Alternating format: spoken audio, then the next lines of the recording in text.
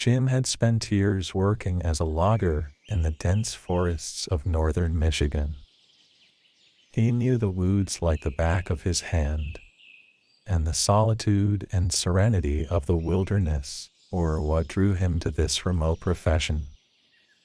But one chilly autumn morning, as the sun began its ascent, Jim would experience something that would haunt him forever. As he toiled away, felling trees and hauling them to his truck, he heard a faint sound like the distant cry of an injured animal. Curiosity piqued. He followed the sound deeper into the forest, his chainsaw silenced and his boots crunching softly on the fallen leaves. In a small clearing, he discovered the source of the noise. A man crumpled on the ground, clutching his leg in agony. The stranger was disheveled, with wild eyes that betrayed a mix of pain and fear. His clothes were torn, and dried blood streaked his face. Jim, a compassionate man, rushed to the stranger's side and offered his assistance. The man introduced himself as Robert and explained that he had been hiking alone when he had stumbled and injured his leg. Jim, skilled in wilderness first aid, set to work, tending to Robert's wound and binding it as best he could. As he worked, Robert spoke in a calm, friendly manner, expressing his gratitude for Jim's help. He shared stories of his travels and his love for the outdoors, and Jim found himself charmed by this seemingly affable stranger. With Robert's leg now stabilized, Jim offered to drive him to the nearest hospital, but Robert declined, insisting that he would be fine once he rested a bit. He thanked Jim profusely, promising to make his own way out of the woods once he felt better. Reluctantly, Jim left Robert in the clearing, making him promise to seek help if his condition worsened. He returned to his work, his concern for the injured hiker lingering in the back of his mind. Hours passed, and Jim's unease grew. Something about Robert didn't sit right with him. He couldn't pinpoint it, but a nagging feeling told him that there was more to this stranger than met the eye. As the sun began its descent, Jim decided to trust his instincts and headed back to the clearing. When he arrived, the scene was different. Robert was gone, leaving behind only the makeshift bandage that Jim had applied to his leg. Panic set in as Jim realized that he couldn't hear any sounds of movement or distress nearby. As he examined the area more closely, he discovered a shallow grave hidden beneath a pile of leaves and branches. Horrified, he began to dig, and as the earth gave way, he uncovered a lifeless body, a young woman, her lifeless eyes staring at the sky, her cold body covered in bruises. She was only wearing shorts and a tank top. Due to all the injuries on her bare feet, she must have been running on the rough forest grounds for hours till the big wound in her chest finally ended her life. Jim's heart raced as he realized the grim truth. The man he had helped, the man he had considered friendly and grateful, was not who he appeared to be. Robert was a murderer, and Jim had been unwittingly aiding him. Terrified and trembling, Jim knew he had to act quickly. He left the gruesome scene and called the authorities, guiding them back to the clearing. The investigation that followed revealed that Robert had been a wanted fugitive, responsible for a string of violent crimes. As Jim recounted his encounter with the murderous stranger, he couldn't help but shudder at the thought of how easily he could have become another victim. From that day forward, the tranquil woods he had called home felt different, a place where danger could lurk beneath every leafy shadow. I had been working as a United States Forest Service ranger for over a decade, and I thought I had seen it all. But one evening, as twilight descended over the dense forest, I would encounter something that defied explanation. My day had started like any other, with a checklist of tasks to complete before nightfall. As the golden sun dipped below the tree line, I found myself in a remote part of the forest, miles from the nearest trailhead. It was a tranquil evening, the only sounds being the chirping of crickets and the gentle rustling of leaves in the breeze. I was conducting a routine wildlife survey when I heard a distant, rhythmic tapping, like the sound of a hammer striking wood.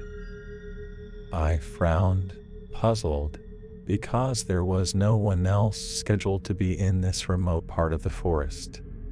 Curiosity getting the better of me, I followed the sound through the underbrush. The tapping grew louder and more distinct, echoing through the trees. It wasn't long before I reached a small clearing, and that's when I saw a ramshackle cabin hidden among the trees. The cabin seemed impossibly out of place. It was old, weathered, and appeared abandoned, but the sound was coming from inside. The tapping was relentless, like a message begging to be deciphered. With caution, I approached the cabin, my flashlight cutting through the gathering darkness. The door creaked open with a groan, revealing a dimly lit interior. The source of the tapping became clear. It was a single rocking chair, swaying back and forth, the wooden base rhythmically striking the floor. There was no wind, no draft, and no logical reason for the chair's movement. I stepped closer and examined it, but I couldn't find any wires or strings that might explain the airy motion. It was as though an invisible presence was rocking the chair. Nervously, I reached out to stop the chair's motion, but before my fingers could touch it, the cabin was filled with the sound of whispered voices. It was as though the walls themselves were talking, their words a jumbled, incomprehensible mess. "Who's there?" I called out, my voice trembling. The voices grew louder, their tone shifting from whispers to anguished cries. I stumbled backward, my heart pounding. I wanted to flee, to escape the strange cabin, but I couldn't tear myself away from the haunted scene.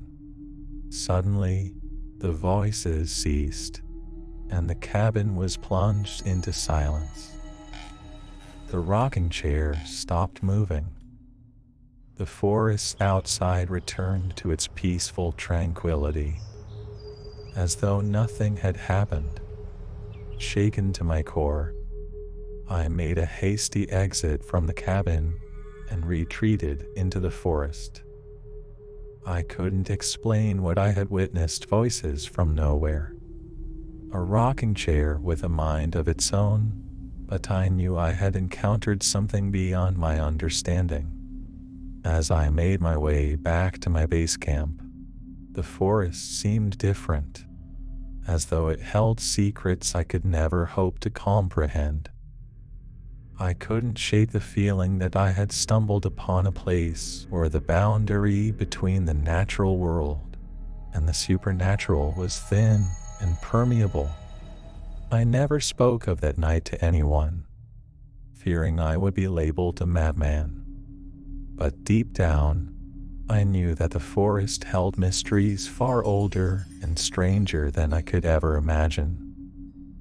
And as I continued my work as a forest ranger, I couldn't help but wonder if there were other silent watchers hidden among the trees, waiting for someone to hear their voices. On the outskirts of a quiet, forested town in Montana, a man named Jack embarked on a hunting trip that would become the stuff of his nightmares. Jack was an experienced hunter, having spent most of his life in the woods tracking various game. But this particular hunt was different. He was in pursuit of a magnificent buck rumored to be the largest in the region. The prospect of claiming such a trophy ignited his determination. As dawn broke, Jack set out with his trusty rifle and a backpack filled with supplies. The forest was still, the only sound being the crunch of his boots on the fallen leaves. He had been tracking the buck for days and had finally narrowed down its location to a remote valley, far from any trails or roads. Hours passed in patient silence as he stalked his prey. The crisp air and the scent of pine filled his senses.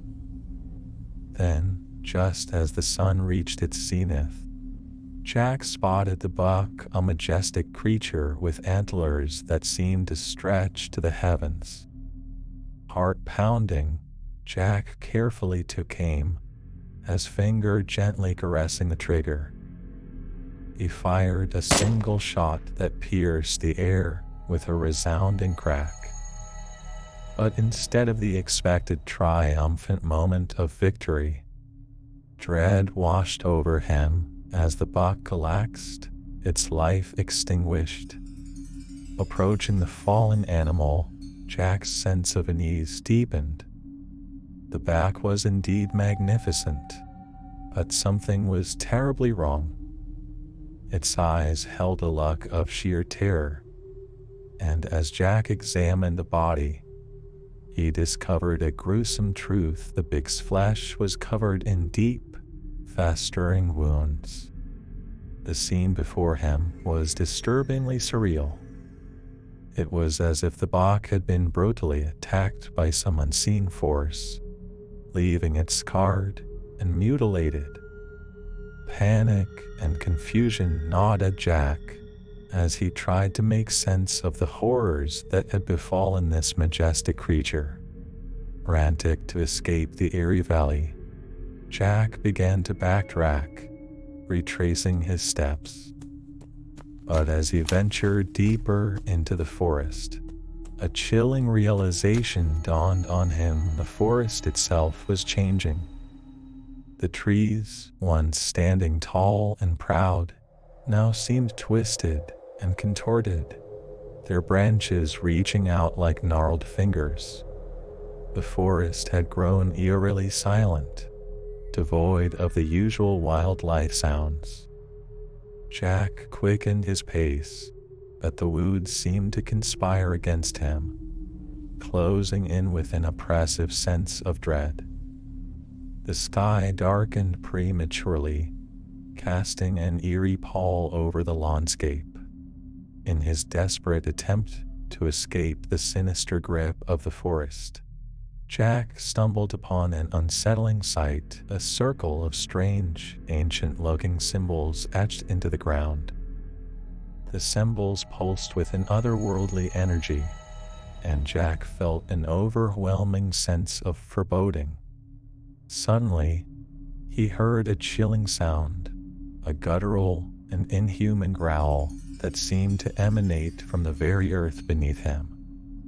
Panic coursed through his veins as he realized that he was not alone in the woods. Something malevolent lurked in the shadows, something that had tormented the majestic buck and now sought its next victim. Jack sprinted through the twisted trees, his heart pounding and his breath ragged. The unseen presence pursued him relentlessly, its growls and whispers echoing through the woods. He knew he was running out of time, that whatever haunted these woods would soon catch up to them. As Jack burst from the forest and into the open, he was greeted by the blinding light of day. Gasping for breath, he glanced back at the menacing woods. The malevolent force seemed to recede, retreating into the depths of the forest. Jack never spoke of his horrific ordeal to anyone, and he abandoned his prized hunting grounds, haunted by the memory of that dreadful day. He couldn't explain the horrors he had witnessed, but one thing was certain: the forest held secrets beyond his comprehension, and he had narrowly escaped becoming another victim of its relentless brutality. If you are scared, now leave a like, a comment, and subscribe. For more scary stories, click on one of these videos. Thank you.